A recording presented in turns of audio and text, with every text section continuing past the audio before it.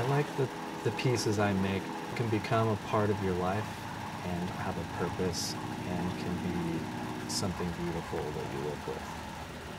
My name is Doug Johnston of Doug Johnston Studio. We make bags and baskets and sculptural vessels out of stitched rope. Being able to say that things were made here in our studio by myself or my wife or the artists that we work with, we're very proud of that, and we're really lucky to be supporting ourselves with our art and design work. My background is in architecture, but I was always interested in making things, art objects and functional objects. I came across some cotton rope in a hardware store and thought it would be really interesting to make a bag or a basket out of it.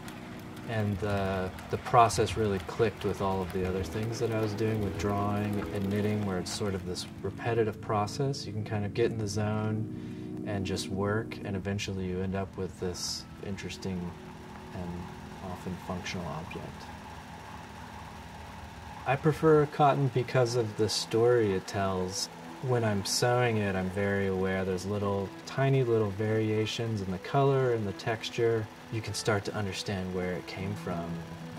It's a real natural material. It comes out of the ground, and then through a few steps it becomes this yarn, and then the yarn becomes the rope.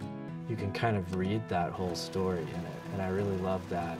And I try to expose that in each piece.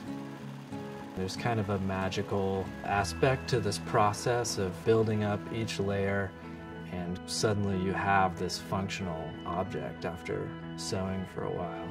No matter what I make, whether it's a sculptural piece or a bag, that process has really captivated me, and it continues to.